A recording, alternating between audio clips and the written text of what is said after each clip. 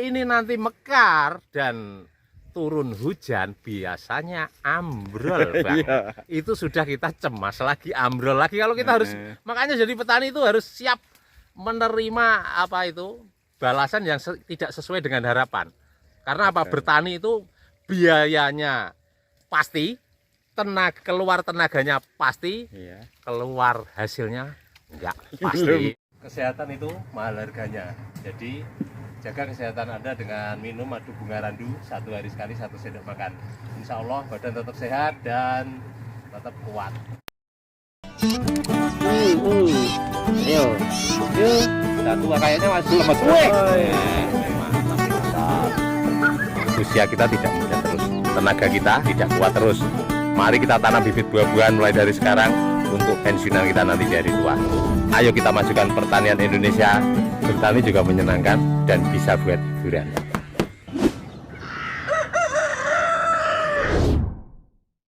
Selamat pagi, salam pertanian. Mudah-mudahan teman-teman semua selalu dalam keadaan sehat walafiat. Jumpa lagi dengan channel Agus Widodo, petani dan penjual bibit durian, penjual madu bunga randu, dan penjual gunting pruning tanpa merek asal Pati, Jawa Tengah.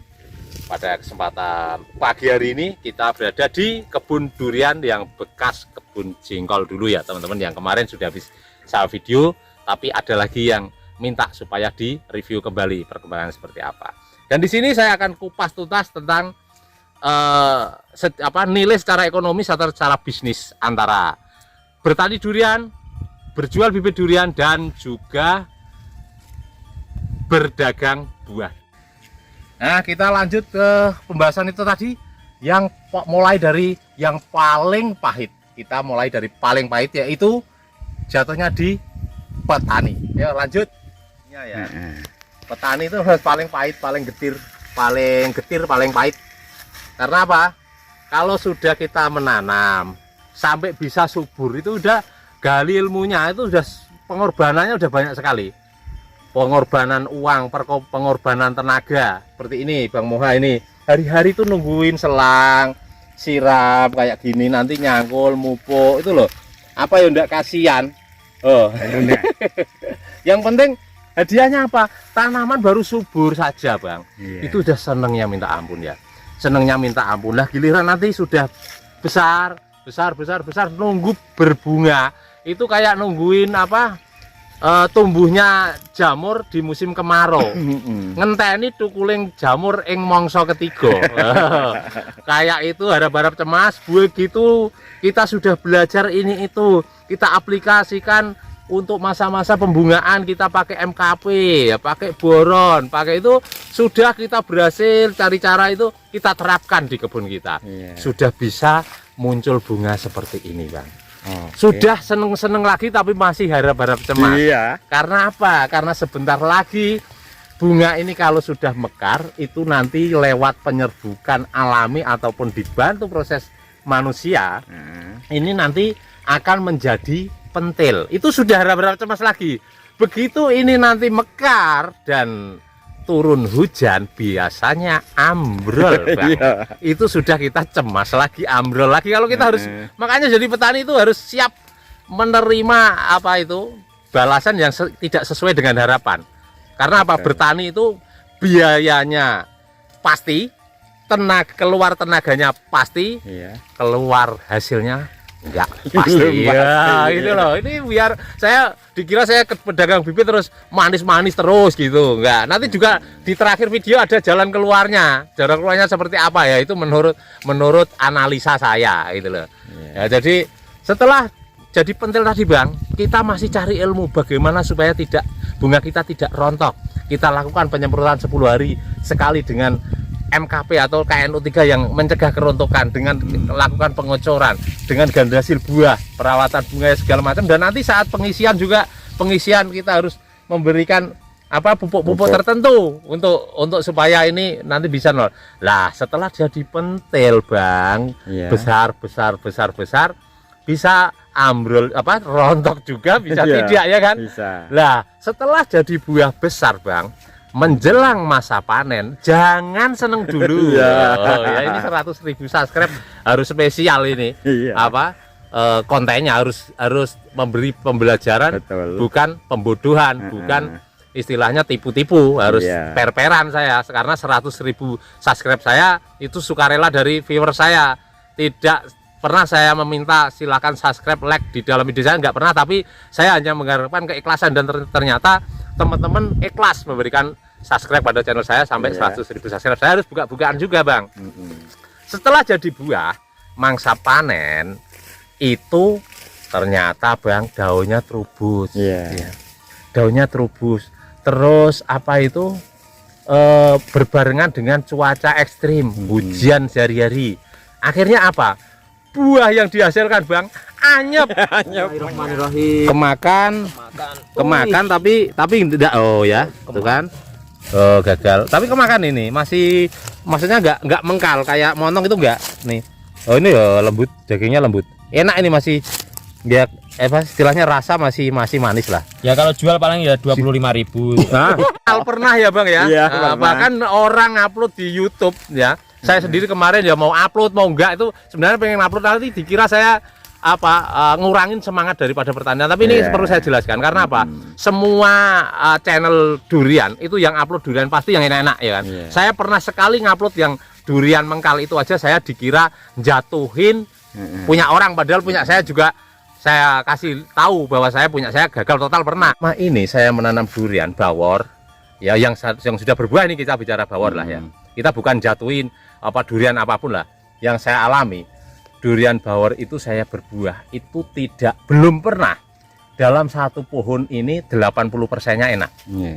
Masih 70%. Karena kemarin berbuah 11 saja, yang nggak enak udah 4. Itu udah persennya itu. Terus yang pernah dulu satu pohon itu sekitar 32, itu yang 36, yang enak itu yang maksimal itu berapa lah, 20 lebih, walaupun yang lain kemakan tapi kita jualnya udah bijian, enggak kiloan. Nah itu ya teman-teman, itulah urutan terakhir. Jadi petani itu urutan terakhir. Jadi orang nanam durian nggak boleh nanggung, kalau maju sekalian, kalau mundur mending jangan nanam. Nanti begitu setengah main habis, ininya habis, tanamannya rusak, terus ininya belum berbuah sudah uangnya sudah habis. Akhirnya malah bener-bener nggak ada sisa. Jadi kalau mau nanam durian pastikan punya pekerjaan lain ya, entah itu buruh pabrik, entah itu bisnis, entah itu apa, entah itu dagang bibit, entah apa, itu harus punya pekerjaan lain. Jangan punya uang segitu-gitunya buat nanam durian ditungguin sampai itu berbuah, klenger nanti. Ya itu ini buka-bukaan pengalaman. Nah, kita pindah ke sini, Bang. Apakah di sini juga berbuah? Dan ini kita lanjut ini sudah mulai bunga, Bang. Semua, Bang. Di sini, Bang. Ini sudah terseleksi. Baru belum mekar aja udah ada yang terseleksi, Bang, seperti ini, kering. Jadi ini di ranting, di cabang utama juga ranting, cabang utama kita masuk ke urutan yang kedua secara nilai bisnis ya, teman-teman. Jadi urutan yang kedua dalam dunia perdurianan yaitu berdagang bibit durian ya. Kenapa berdagang bibit durian itu saya ambil di urutan yang kedua? Karena apa? Berdagang bibit durian itu sudah kalau sudah punya pengalaman dalam perawatan durian, pembesaran bibit, perawatan bibit, pemindahan bibit, sudah punya ilmunya itu, dan sudah mempunyai media sosial, apalagi ya, sudah mempunyai media sosial, sudah mempunyai relasi banyak, dan orang sudah percaya dengan kita sudah menguasai ya, sudah menguasai jenis-jenis durian, mana durian yang bagus, mana durian yang bibit yang layak untuk ditanam dan aman untuk ditanam, sudah tahu seperti itu. Kita itu tinggal menghitung, teman-teman. Jadi kita menghitung bibit kecil polibekan seumpama taruhlah 30 sampai polybag 15, 45 pemindahan 10, 55 tambah 25.000, 80.000 seumpama. Kita rawat dari ketinggian 1 meter up, polybag dipindah di planter bag 100 liter, itu tingginya sudah 150 cm up. Ya, dengan planter bag 100 liter bibit kalau dirawat itu bisa bagus seperti ini, bisa itu kita jual saking murahnya itu bisa 150 ya. Itu sudah paling murah. Itu apalagi ada yang mencapai 200, 250 tergantung perkembangan pohon, karena dalam perawatan itu tidak semuanya berkembang merata, teman-teman. Nah, itu sudah bisa dipastikan kita pembesaran 1000 pohon saja kok habis ya. Itu berarti dengan modal 80.000 jual 160 lah Pak rata-rata. Itu kita bisa menghitung keuntungan 80.000. Itu kita bicara kalau sudah berpengalaman ya, sudah minim mati. Seumpama saya ya bukannya sombong, kerawat 4.000 bibit itu mati 10 aja kita sudah kecewa. Nah itu kita sudah berpengalaman, itu tinggal menghitung ya, tinggal menghitung. Jadi tinggal harga yang paling kerdil itu ibaratnya kita jual masih 150.000.